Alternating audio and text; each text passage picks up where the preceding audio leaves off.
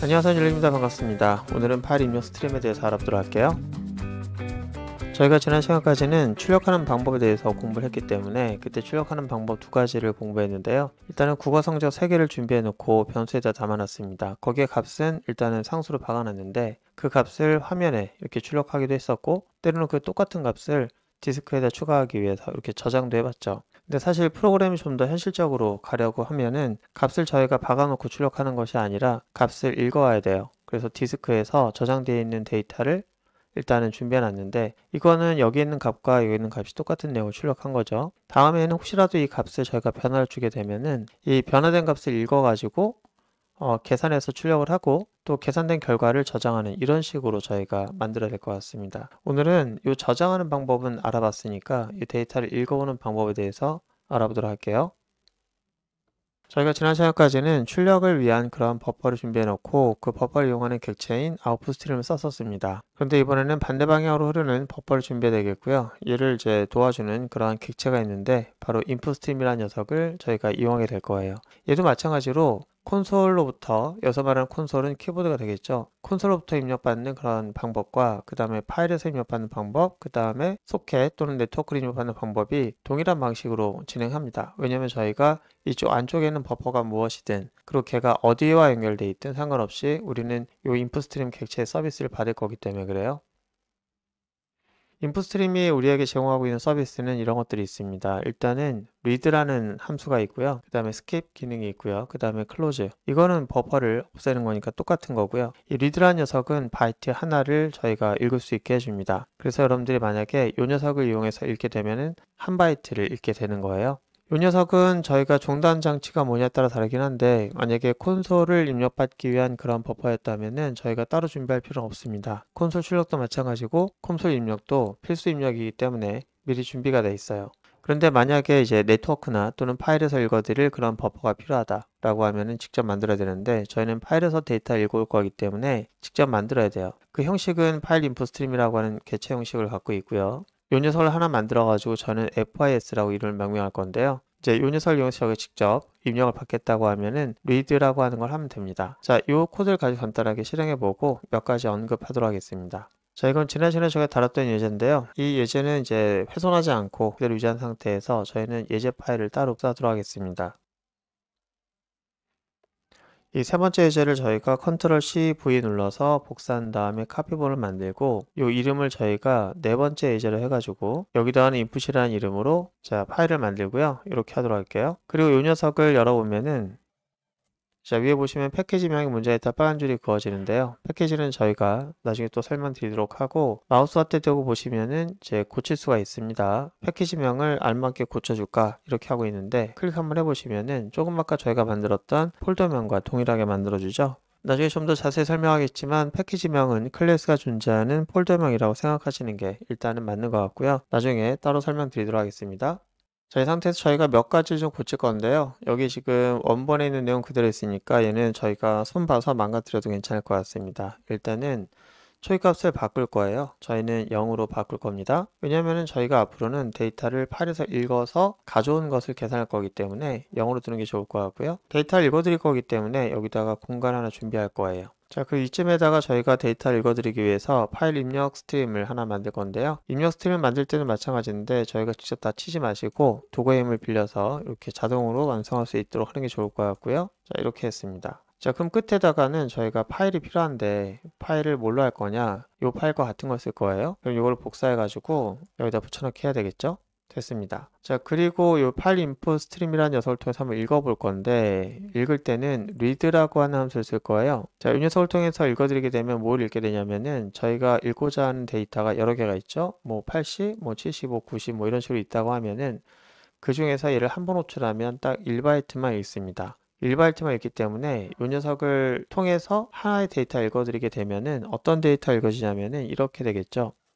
자, 코리아지가 있습니다. 여기 보시면은 저희가 지난번에 저장했던 그 파일인데 여기 보면은 85, 90, 100 이렇게 있죠. 만약에 여기서 읽어들었다고 하면은 이 중에서 이거 하나를 읽게 되는 거예요. 얘가 지금 여기서 85로 보이긴 하지만 실제로 데이터가 바이너리로 들어가 있겠죠. 그래서 코드값 해당되는 게 아마 53인가 그럴 텐데 확실하지는 않습니다. 근데 그거를 읽어드리게 되는 거예요. 그래서 얘를 통해서 저희가 저장을 할 때는 코드 값을 하나 읽어드리겠다 이렇게 되는 거죠. 근데 아이러니한 거는 내가 지금 읽어드린 게 1바이트밖에 안 읽어요. 그러면 1바이트가 여기에 읽어져서 물론 이제 숫자로 따지면 뭐 53 이렇게 될 거고, 만약에 이거를 문자 기호로 쓰게 되면 8 이렇게 읽어드릴 텐데, 이 값을 저장하기 위해서 바이트 하나만 읽어드리니까 그럼 얘를 자료형을 바이트라는 게 맞지 않습니까? 이렇게 할 수 있는데, 뭐 틀린 말은 아닌데, 이 리드가 갖고 있는 그 능력을 좀 보면은 얘는 이제 반환값이 이렇게 돼 있어요. 자, 데이터에 1바이트를 읽는다. 그러니까 데이터가 버퍼에 들어있는데 그 중에서 다음에 읽어야 1바이트를 하나를 반환하는 거예요. 또는 마이너스 1을 해요. 마이너스 1이 읽혀지는 건 언제냐면은 파일의 끝에 도달해가지고 더 이상 읽을 내용이 없을 때는 마이너스 1을 반환한다. 그러니까 여기 남겨지는 값이 둘 중에 하나인 거예요. 한 번은 바이트, 한 번은 인티저. 왜냐면 마이너스 1은 인티저이기 때문에 바이트와 인티저를 둘 다 담을 수 있는 그러한 반환 타입이 필요한 거죠. 그래서 저는 여기다가 int라고 하는 변수를 선언했습니다. 자, 그러면 저희가 이거를 읽었으니까 정말 출력해 보고 싶은 거예요. 화면에 잘 읽었는지 저희가 출력을 해볼 필요가 있겠죠? 그러면 출력을 해볼 건데, 출력할 때는 이렇게 출력을 한번 해볼게요. 프린트 라인을 이용해서 코드를 출력해 볼 건데, 자, 그리고 밑에 출력된 내용과 구분하기 위해서 이렇게 두도록 하겠습니다. 자, 출력하면은 결과가 어떻게 나올 것 같아요? 일단 이걸 통해서 1바이트 읽었으니까 8을 꺼낸 것이고, 그럼 8을 꺼냈기 때문에 8이 출력이 돼야 되잖아요. 잘 되는지 한번 실행해 보도록 할게요. 이때 보시면은 제가 실행한 결과를 볼 수 있을 겁니다. 하나, 둘, 셋. 자, 보니까 이렇게 돼 있네요. 53이 아니라 56이네요. 자, 56이 나왔어요. 자, 그럼 얘는 왜 8이 아니라 56이 나왔느냐? 설명 좀 드리면, 얘가 읽어드리는 것은 그 8에 해당되는 코드 값을 읽어주는 거예요. 코드 값. 그 코드 값이 56이었던 겁니다. 그럼 숫자잖아요. 숫자인데 프린트 라인은 어떤 녀석이에요? 자, 56이라고 한 숫자를 주게 되면 얘는 출력을 하기 위해서 얘를 무조건 문자를 바꿉니다. 그래서 56으로 바뀌게 돼요. 그러니까 56이 전달되면 얘는 문자로 바꿔서 56으로 바꾼 다음에 출력하게 돼요. 만약에 출력을 할 때 코드 값을 그냥 출력하고 싶었다면 이렇게 출력을 해야 되는 거죠. 얘가 코드 값이니까 코드란 녀석을 그냥 문자열로 그냥 변환하지 말고 문자열로 형태를 만들어서 출력해달라 이렇게 하는 건데, 그때 사용되는 게 이거예요. 이 %C 뒤에 있는 거 코드 값이다. 얘 캐릭터로 인식을 하고 캐릭터로 출력해줘라. 그렇게 하면 되는 거죠. 그때 우리는 라인이 아니라 포매티드 이걸 이용해서 출력을 하는 거예요. 자, 그리고 여기다가는 내려쓰기가 필요하면 이렇게 하시는 거죠. 이렇게 하면은 56이 문자를 바뀌는 게 아니라 코드 값으로 인식을 해서 문자 하나가 출력이 됩니다. 한번 실행해 볼게요. 자, 실행된 결과 보시면은 8이 그대로 나왔죠. 아까는 코드 값이 문자로 출력이 된 거고, 얘는 문자열이 아니라 그거를 코드 값으로 인식을 해서 코드로 출력을 한 거예요. 자, 저희가 읽어드린 값을 저희가 이렇게 두 가지 방법으로 출력을 해봤는데요. 그 또 다른 방법을 하나 설명드리면, sysout 한 다음에 보시면은 프린트가 아니라 write가 있습니다.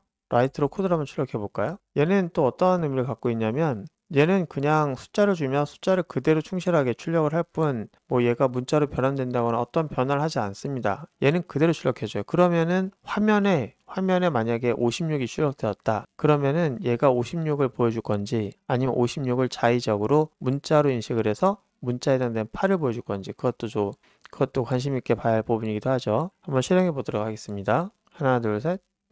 자, 보시면은 이 데이터가 지금 0으로 바뀌었기 때문에 그런데 다시 한번 바꾼 다음에 실행을 다시 해보도록 할게요. 자, 실행을 해보면 밑에 보시면은 자, 56이 나왔고요. 처음엔 이거 문자열로 바뀐 거, 코드가 그대로 문자열로 바뀐 거죠. 얘는 코드인데 코드를 문자 형태로 출력해달라고 한 거고, 근데 얘는 뭐죠? 그럼 얘는 write가 얘처럼 이 숫자를 문자로 변환해서 저장해달라 그렇게 한 건가? 얘는 뭐죠?